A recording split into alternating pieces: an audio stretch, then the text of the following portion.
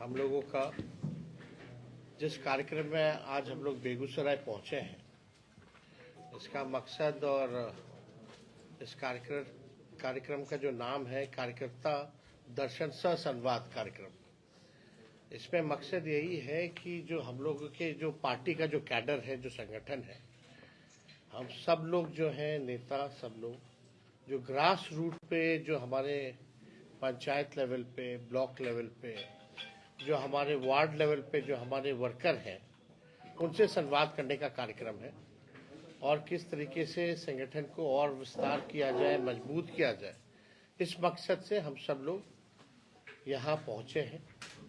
आप सब लोगों को पता है, जो ज़मीनी स्तर पे रहता है, जो पंचायतों में रहता है, जो ब्लॉकों में रहता है, उन सबको वहाँ की समस्या पता है।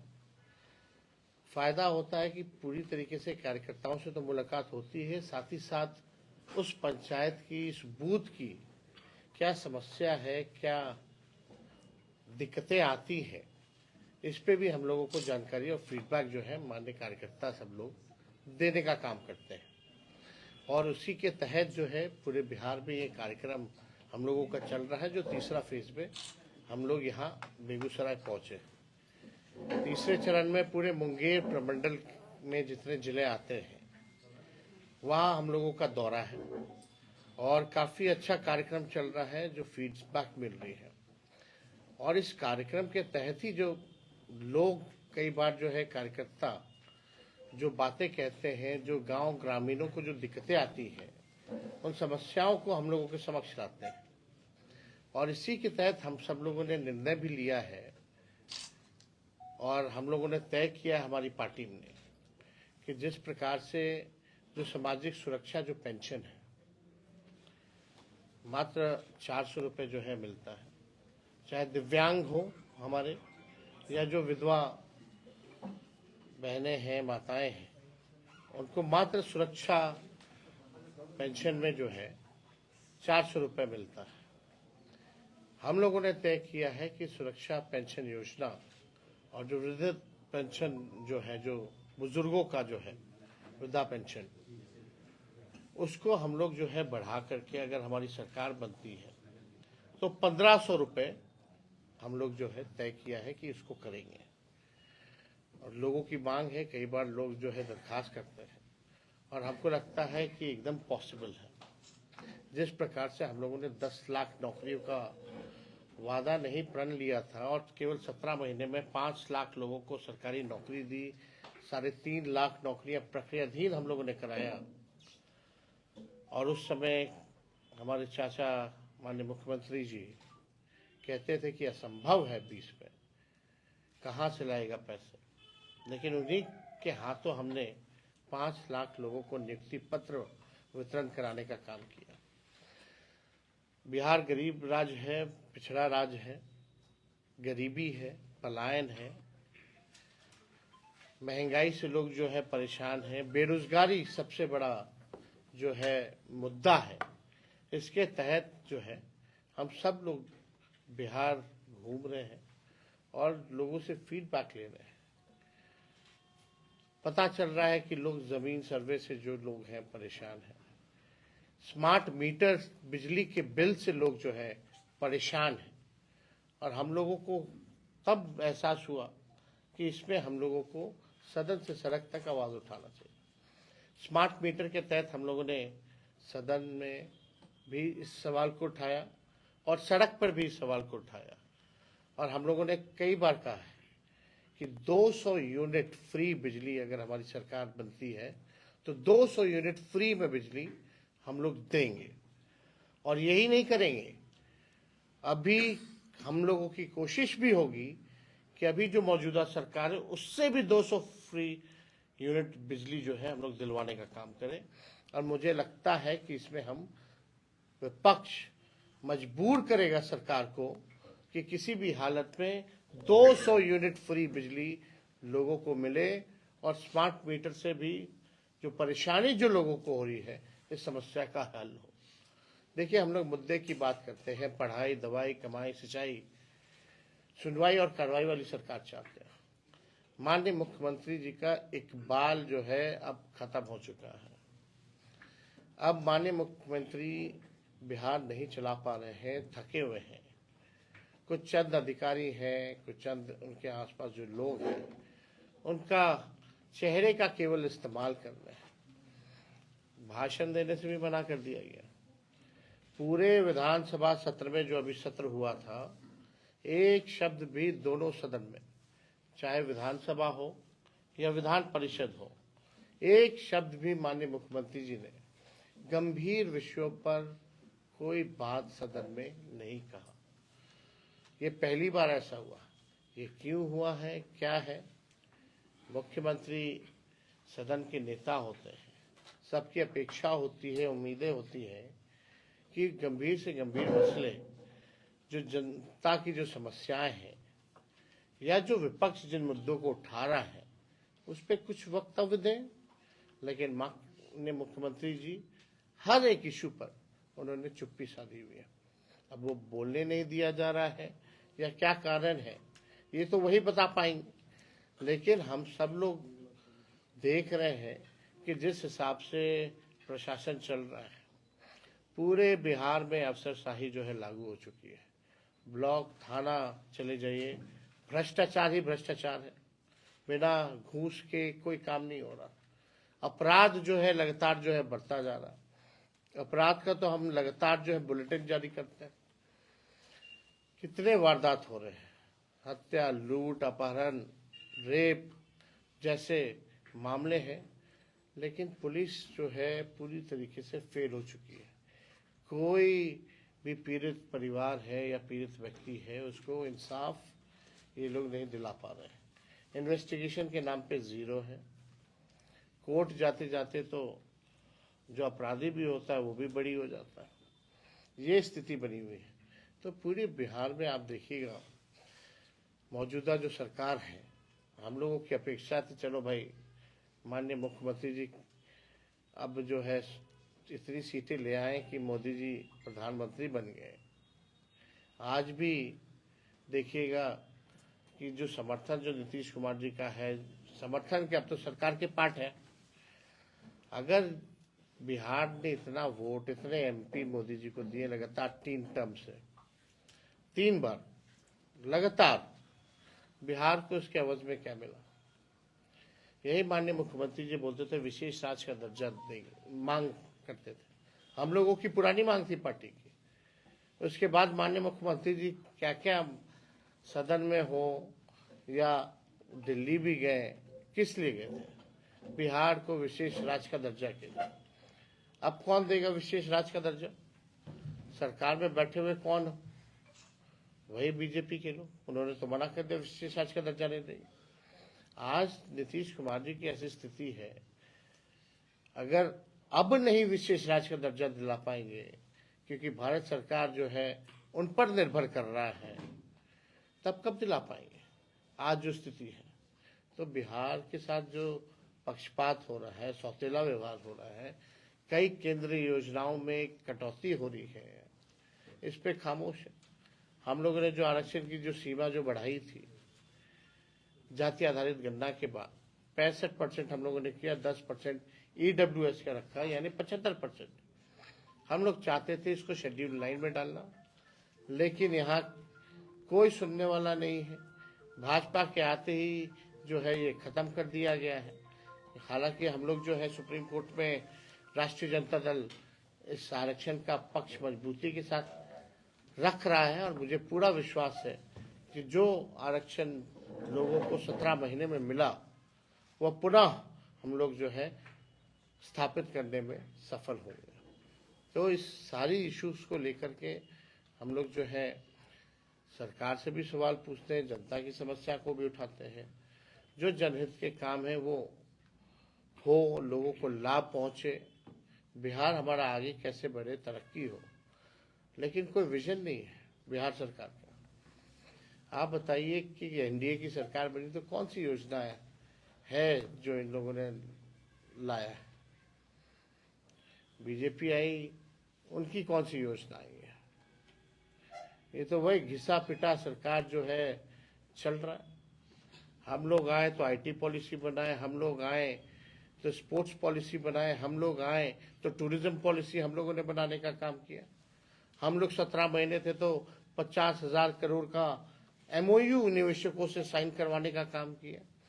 आरक्षण बढ़ाया, जाति आधारित गणना कराई, नियोजित शिक्षकों को हम लोगों ने 4.5 लाख जिनकी संख्या थी उनको राजकीय कर्मी का दर्जा दिया। स्वयं सहायता समूह, तालमी मरकज से लेके विकास मित्र, टोला सेवक, आशा, ममता, सबके मानदेव को हम लोगों ने दुगुना किया। हम लोगों ने 5 लाख नौकरियां तो दी ही दी, 3.5 लाख प्रक्रियाधीन कराए। 17 महीने में आप सब जानते कोई पेपर लीक नहीं हुआ। माननीय मुख्यमंत्री जी कोई कार्रवाई नहीं कर रहे। तेजस्वी के पहले पेपर लीक, तेजस्वी के बाद पेपर लीक, अभी सीएचओ का हुआ पेपर लीक। 2000 पद जिसको हमने सृजित कराने का काम किया था उसमें भी पेपर लीक, नीट में पेपर लीक, कोई परीक्षा हो पेपर लीक, लेकिन कार्रवाई किस पे हो रही है? तो पूरी तरीके से माफियागिरी जो है, बिहार सरकार पूरा माफियाओं को संरक्षण दे रहा है, काम कर रहा है। लोग परेशान हैं, नौजवान, बूढ़े, महिला, बच्चे, सब इस सरकार में जो है परेशान है।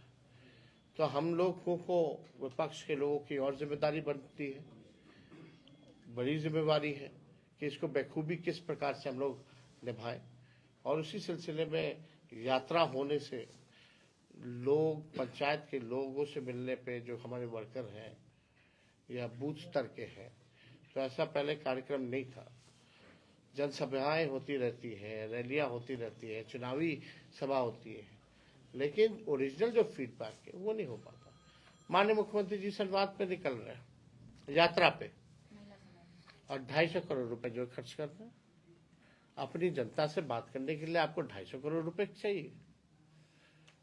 ये कहां से है? कहां 250 करोड़ रुपया कहां खर्च होगा? ये यात्रा नहीं, ये बल्कि भ्रष्ट अधिकारियों की, भ्रष्टाचार का छूट की यात्रा है। ये स्थिति बनी हुई है। अरे मुख्यमंत्री हैं, अपनी जनता मालिकों से बात करने के लिए क्यों पैसा चाहिए 250 करोड़ रुपया? आप कहते हो बिहार गरीब राज्य है और अपने यात्रा पे 250 करोड़ रुपए खर्च करा रहे हैं। और ये भी नहीं कि हर जिले जा रहे हैं। मान लीजिए मुंगेर आए हैं तो खगड़िया, बेगूसराय के लोगों को बुला लिया, और जाने वाले कौन लोग हैं, कितने लोग हैं? 1-2 घंटे में क्या 3 जिलों के लोगों की समस्याएं हल हो जाएंगी? सबसे बात हो जाएगी। 3 जिले का 1 घंटे में आप निपटारा कर दीजिएगा, 250 करोड़ रुपया खर्च किस चीज के लिए? ये तो हम लोग जानना चाहते हैं। बिहार के गरीबों का, जनता का पैसा है, ये कहाँ खर्च कर रहे हैं? तो ये सारे मुद्दे हैं जिसको लेकर के हम लोग सब लोगों से बात कर रहे हैं, और जहां भी जरूरत पड़ रही है हमारी पार्टी सब लोगों के साथ खड़ी है। आंगनबाड़ी बहनें जो हैं वो उनकी समस्याएं हैं, और हम लोग जरूर उनकी समस्याओं का निदान कराने में सफल रहेंगे आगे। तो और कोई सवाल अगर आप लोगों का होगा तो पूछ सकते हैं। बिहार के सरकारी कर्मचारी पुरानी पेंशन के लिए आपकी तरफ देख रहे हैं। हम तो सदन में ही बोले थे कि भाई ओल्ड पेंशन नियम जो है वो लागू किया जाए, और ये तो हमारे मैनिफेस्टो में है। और जब हम लोगों की सरकार बनेगी तो ओल्ड पेंशन नियम को हम लोग जरूर लागू करेंगे। और कोई सवाल आप लोग का? किसानों का आंदोलन शुरू हो गया है, एमएसपी को कानूनी दर्जा देने की मांग को लेकर फिर से किसान कुछ कर रहे हैं, इसको देखिए सही मूल्य तो मिल नहीं रहा। ये तो मोदी जी से पूछना चाहिए कि 22 तक सबका आय दुगुना कर देंगे, 24 हो गया, तीसरा टर्म चला रहे, बताइए कौन से किसान का आय दुगुना हुआ? लागत आप देख रहे हैं, जितना महंगा हो गया है सब चीज, महंगाई से लोग परेशान हैं। किसानों का कर्ज तो माफ नहीं होता, लेकिन पूंजीपतियों का कर्ज माफ हुआ मोदी जी के राज में। किसान आंदोलन दिल्ली में हुआ, हरियाणा में हुआ, पंजाब में हुआ, एक बार भी माननीय मोदी जी प्रधानमंत्री किसानों से बात की है, चर्चा की है? कोई चर्चा नहीं, कोई बात नहीं। और मंडी तो माननीय नीतीश कुमार जी ने खत्म किया बिहार से। ये व्यवस्था जो थी पहले, क्या लाभ हो रहा है, नुकसान हो रहा है, आप लोग के सामने है ये। तो भारी डबल इंजन की सरकार नहीं है, भ्रष्टाचार और अपराध में की सरकार है। एक इंजन भ्रष्टाचार और एक इंजन जो है अपराध, यही सरकार। क्या कहेंगे? ईवीएम से बहिष्कार कर रही कांग्रेस की, ईवीएम से चुनाव हम लोग नहीं चाहते हैं, बैलेट पेपर से हो। अब ईवीएम हो कुछ भी हो, आप सरकारी संस्थाएं जितनी हैं उन सबको तो हाईजैक बीजेपी ने कर लिया है। जितने भी आप देखिएगा संवैधानिक कॉन्स्टिट्यूशनल इंस्टीट्यूशंस जितने हैं, कोई फेयर काम कर रहा है क्या? मोदी जी के हिसाब से चलते हैं लोग। यूपी का चुनाव की तारीखें बदल दी जाती हैं, बाई इलेक्शन जो हुआ, ऐसा कभी हुआ था क्या? हमारे यहाँ छठ चल रहा, तारीख बदल रहा, जाना वहां। तो सब लोग जान रहे हैं क्या क्या खेल हो रहा है। सत्ता में बैठे हुए लोग जो हैं वो भी जान रहे हैं कि क्या ये लोग करते हैं। सर बिहार के शिक्षक अभ्यर्थी जो है उनके डोमिसाइल के मुद्दे पर सर आप एक भी पीसी नहीं किए अभी तक। इस पे डोमिसाइल के मुद्दे पर सर देखिए, डोमिसाइल को लेकर के तो हम लोगों ने अपना पक्ष बार बार जो है स्पष्ट कर ही दिया है। ये अभ्यर्थी का मांग है जो अभी तक डोमिसाइल विरोधी दल के नेता पीसी एक भी नहीं किए हैं सर, डोमिसाइल को लेकर के। अब आप जब संवैधानिक जब है, हम लोगों के मैनिफेस्टो में है, कई बार सदन में हम इस बारे में बोल चुके हैं, तो पीसी का क्या मतलब रह गया जब हम विधानसभा में बोल रहे तो? सर युवा के लिए आप युवा नेता है, आवाज तो आप भी उठाएंगे सर। मुख्यमंत्री बनते हैं तो शराबबंदी को लेकर के आने वाले समय में कुछ नियम में क्या करेंगे, बदलाव या कुछ भी? जब समय आएगा तो हम लोग बताएंगे। सर आपने कहा कि 24 में हम झारखंड जीते हैं, 25 में बिहार जीतेंगे, लेकिन उपचुनाव के नतीजे में आपको असफलता हासिल हुई। क्या लगता है कि 25 का चुनाव आसान होगा आपके लिए बिहार का? जब उपचुनाव ही है तो मेन चुनाव क्यों करा रही हो? तो जब चुनाव आएगा तो उसमें हम लोग पूरी तरीके से जीतेंगे। और उपचुनाव का नतीजा आप देख लीजिए, कभी भी हुआ हो। बिहार का कई बार उपचुनाव हुए बिहार में, कोई पहली बार थोड़ी उपचुनाव हुआ। उपचुनाव के जो नतीजे हैं, जो मेन चुनाव का जो नतीजा है, उसमें अंतर रहता ही है। बेगूसराय में सर 7 विधानसभा सीट है, उसमें क्या रणनीति होगी सर महागठबंधन जीतने के लिए सर जीतने के लिए सबको जोड़ना। भाई जोड़ोगे तब तो वोट बढ़ेगा। सर नौकरी का जो और क्या रणनीति होती है? सर नौकरी का जो बात कर रहे हैं, आप भी क्रेडिट ले रहे हैं, नीतीश जी भी क्रेडिट हम कहाँ ले रहे हैं? हम तो सब उन्हीं को दे रहे हैं क्रेडिट ले, लेकिन जब उनके साथ थे उस समय भी लॉ एंड ऑर्डर काफी बिगड़ गया था, वो क्यों नहीं आप क्रेडिट ले रहे हैं सर? क्या लॉ? जिस समय क्राइम में आपके रीजन में भी क्राइम ज्यादा बढ़ रहा था। आधार क्या है? आप बढ़ गया, घट गया। मेरे हटने के बाद और जब हम थे 17 महीने, तो थोड़ा एनसीआरबी का आंकड़ा देख लीजिए। आंकड़ों पे बात होती है।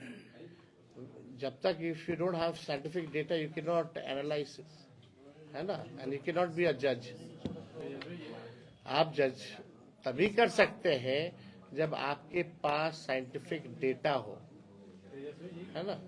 बेगूसराय में यात्रा कर रहे हैं, संसदीय क्षेत्र में विकास सिंह का, वो हिंदुओं को एक करने के लिए यात्रा में निकालते हैं, आप उनके क्षेत्र में यात्रा कर रहे हैं। टेक्सटाइल इंडस्ट्री कितना टेक्सटाइल पार्क दिए हैं क्या? जो यहाँ के जो एमपी हैं, मंत्री हैं केंद्र में कई बार से, बिहार का लोग जन्म करता है कि कौन सा मंत्रालय है उनके पास, क्या चीज के मंत्री है?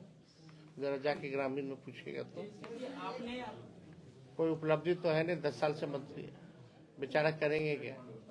यही करेंगे। कोई मतलब है? असंवैधानिक काम में उनको दिलचस्पी है तो उसका क्या उपाय है? आपने अभी कहा कि पुलिस एक बर्निंग इशू है बेगूसराय का, हमारे माननीय विधायक जी बैठे हुए हैं बगल में, कांवर झील पश्चिम बिहार। तत्कालीन मुख्यमंत्री लालू जी, आपके पिताजी वहाँ कई बार गए, उन्होंने गेस्ट हाउस का उद्घाटन किया।